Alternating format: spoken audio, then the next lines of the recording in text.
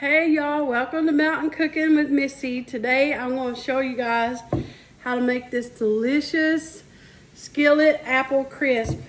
It's so good, got the house smelling really good, so stick around and you're going to see how I make it. Alright y'all, I'm going to show you how I do a skillet apple crisp. And I got my skillet heating up. You're gonna need about 3 tablespoons of butter, and I'm using salted butter. You can use unsalted if you want. And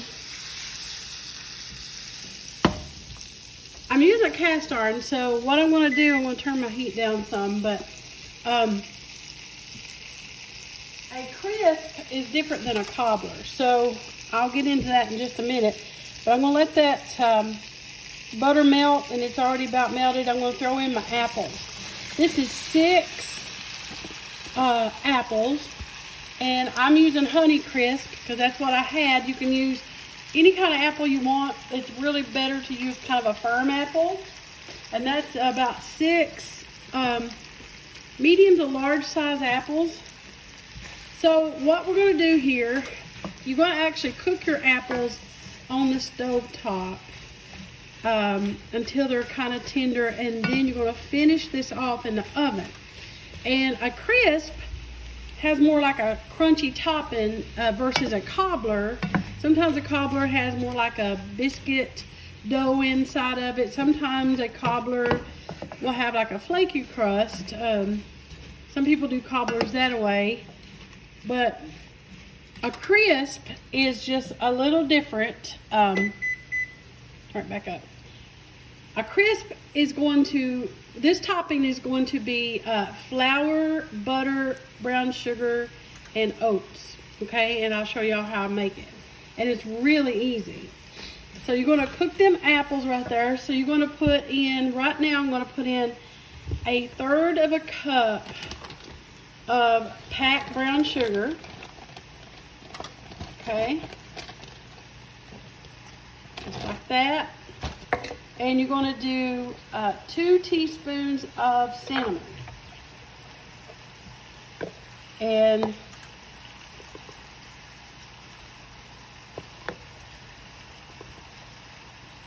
right there. So I'm just going to let that cook. Now, oven is preheated to 350. Now, when I was growing up, we used to put apples in the freezer.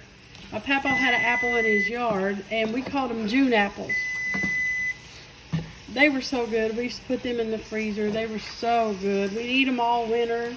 I used to just go get a bag out of the freezer and eat cold apples and put salt on them. Yeah, we put salt.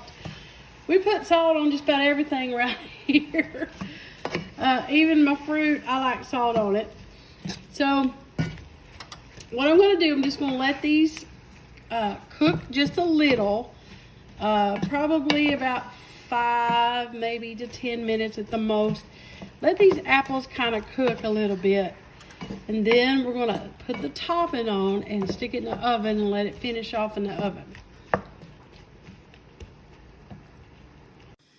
Alright y'all, I want to show you how to make the topping for your apple crisp. Now this topping can be used on just about anything. You can put this topping on like a peach crisp. You know, there's blackberries. This topping, we use this a lot. Kenzie actually puts this topping on her banana bread. And so it's really good, and it just adds like a little crunch. And it's so good, and it's very simple. And so I'm just going to show y'all how I do it.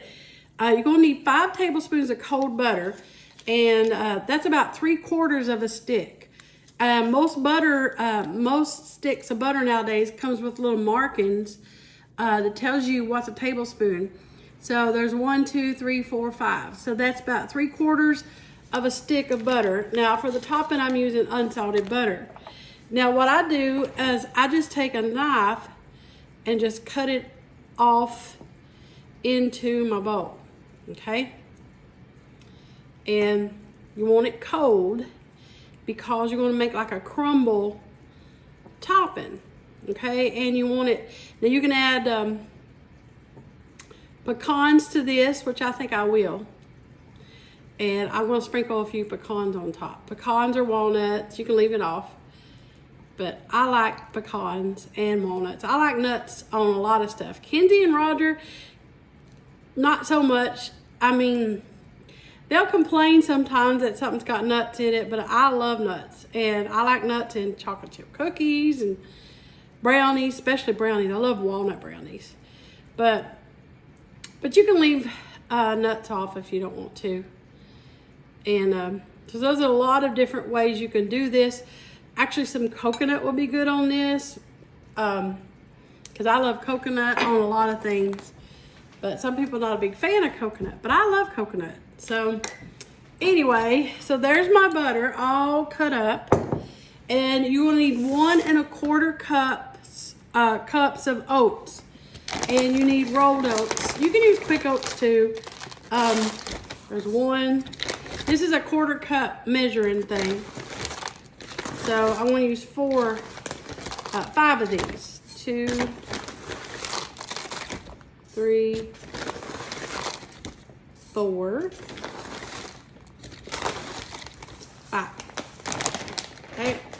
And I use a 1/3 cup of brown sugar. And I'm packing that, okay? 1/3 cup of brown sugar. Now, here's the fun part. Get your paws down there. Daddy always called our hands paws. He said, wash your paws. Get your paws out of there.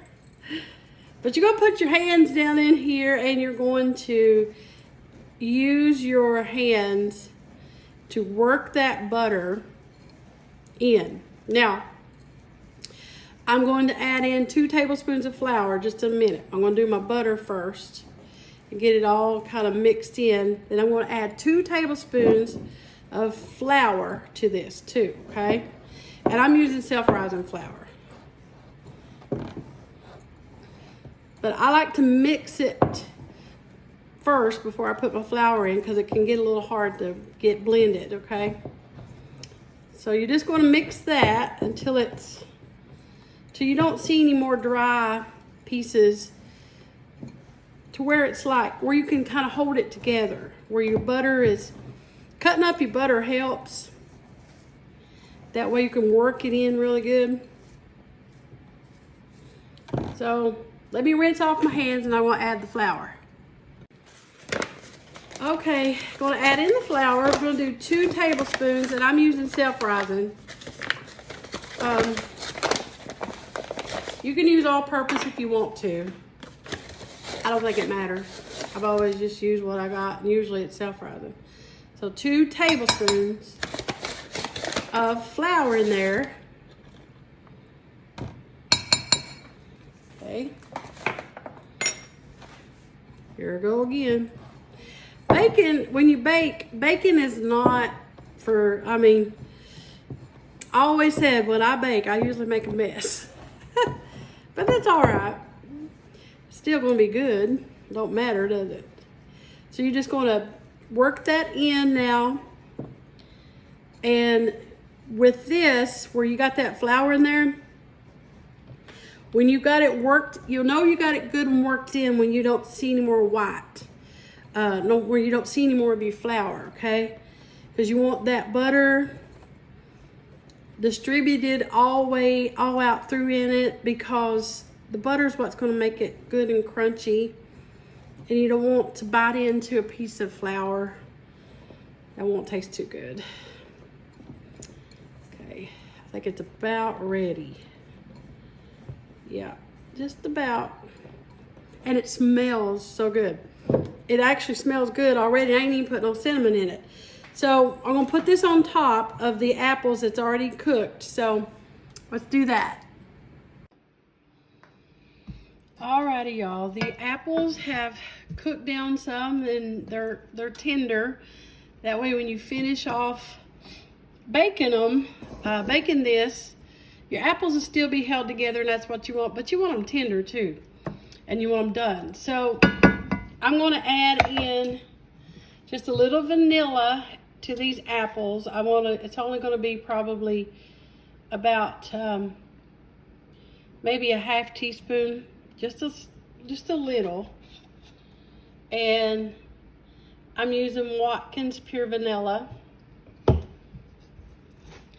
Just stir it.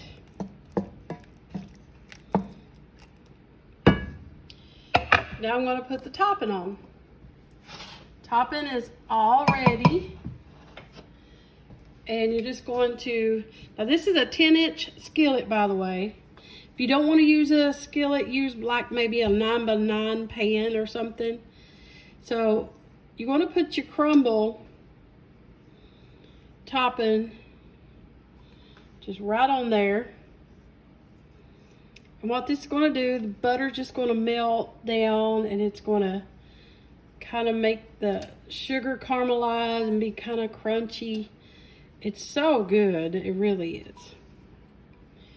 This is one of my favorite ways to make like a dessert. I do this with peaches too, by the way, guys. If you want to do peaches, you can do peaches, berries, and just put that right on. And I like to pile it I like to heap it a little bit, and then it will spread and melt. As it melts, it'll spread. Wipe my hands off.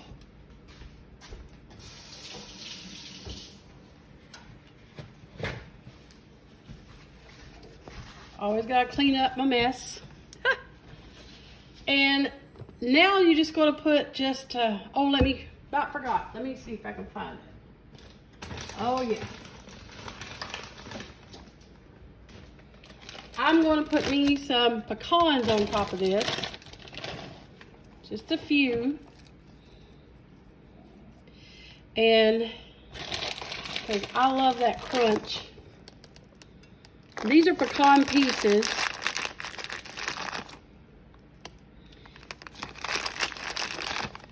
Just a few there. And now I want to sprinkle just a little bit more cinnamon on top. Just a little, because you got a good amount in there and you're filling already. So now it's ready for the oven. It's going to go in the oven at 350 degrees for about 30 minutes. Just watch it and keep an eye on it for about 30 minutes until it's all melted. And if you want it brown, you can put it under the broiler. I like mine kind of brown, but about 30 minutes, your apples are already hot, so this is going to bake pretty quick. So after about 30 minutes, check on it. And when it gets done here, I'm going to bring it out and let y'all see it. All right, the apple crisp is done. Out of the oven. Smells delicious. And Daddy's going to take him a bite of this apple crisp. Look at there. It's kind of caramely, ain't it? Yeah, it's delicious. You know Yeah. what it needs? What? Glass of milk. A glass of milk. Big old scoop of ice cream, Oh, some yeah. whipped cream, whatever you want on top of it. Caramel would be good. So, Wow, that's delicious. but Daddy likes it. I do. That's all that matters. Daddy likes it. This is a good, simple recipe, y'all. It's good old Skillet apple crisp. Perfect dessert. And it's actually good cold. You can have it warm or It's cold. not hot right now. Yeah, I let But it it's cool warm, off but because it's delicious. you get it straight out of the oven. Them things will burn the hair off your tongue. But it's actually good cold and chilled too. So it don't really matter. It's just good. So anyway, there y'all go. Good old skillet apple crisp, I guess is what I want to call it, or apple skillet crisp. What would you call it? Delicious. Delicious. Good save, Dad. All right, thank y'all for watching Mountain Cooking with Missy, where it's nothing fancy. Just good eating. Eating. Just good eating, right?